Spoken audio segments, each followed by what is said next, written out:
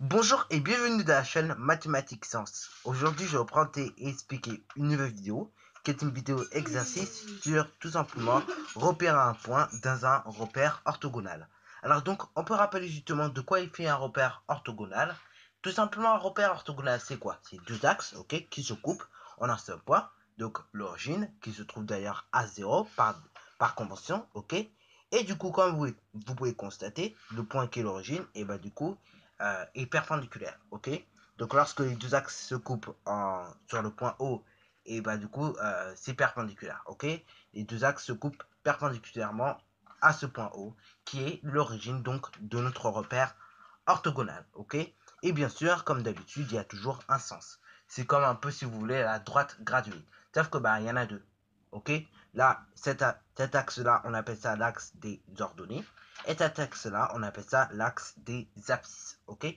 Et pour donner les coordonnées à point, ok, les coordonnées à point, on va devoir donner d'abord l'abscisse et après leur donner.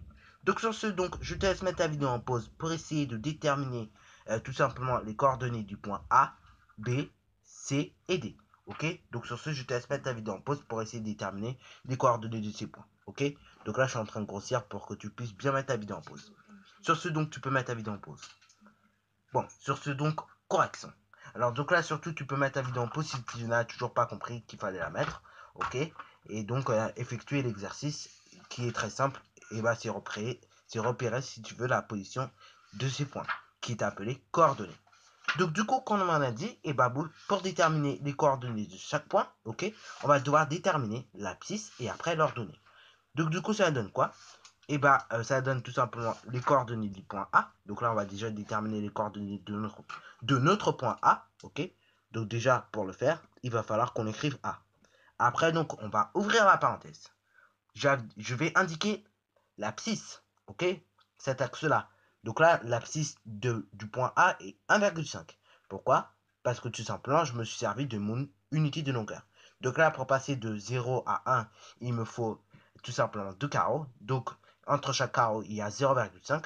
La preuve en est 0, 0,5, 1. Et donc là, 1,5. Ok, donc là, l'abscisse est d'1,5. Ok. Après, je rappelle, on met la virgule. Et donc là, eh ben, je mets l'ordonnée. Donc là, l'ordonnée, pareil, est d'1,5. Ok. Au cas où si tu as du mal, ce que tu peux faire, c'est à la main, dessiner des traits comme ci-dessous. Ok. Si tu as le droit, bien évidemment, sur une feuille.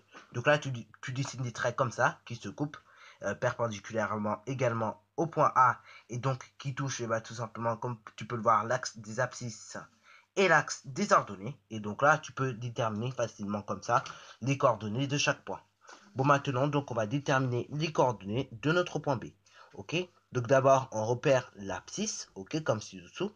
Donc là, et ben là, tu as 0, moins 1, moins 2, moins 3, moins 3,5. Donc là, et ben du coup, l'abscisse du point B est de moins 3,5. Je mets un point virgule, comme ci-dessous. Après, j'indique, si tu veux, et ben l'ordonnée, maintenant. Et donc là, l'ordonnée est la même que pour le point A, et ben c'est 1,5. Voilà, voilà. Maintenant, donc, indiquons les coordonnées de notre point C. Ok. Donc d'abord, je rappelle, on indique l'abscisse et après l'ordonnée. Donc d'abord, comme on peut le voir, je vais dessiner un petit trait comme ci-dessous pour indiquer l'abscisse qui est de moins 1,5, puisque là, tu as 0, moins 0,5, moins 1, donc là, moins 1,5.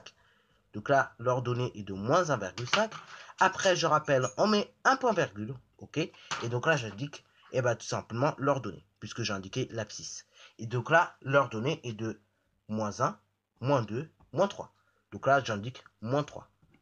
Maintenant que nous avons fait ça, je vais déterminer les coordonnées de mon point D. Donc là, on se dit donc pour le faire. Donc là, mon point D, tout simplement, on détermine d'abord l'abscisse, ok, qui est la suivante. Là, on a 1, 2, 3, 4, 5. Donc l'abscisse est de 5. L'abscisse du point D est de 5.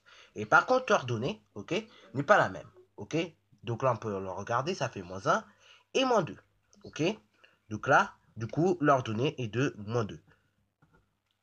Et donc voilà, nous avons déterminé les coordonnées de chacun des points, ok, dans notre repère orthogonal.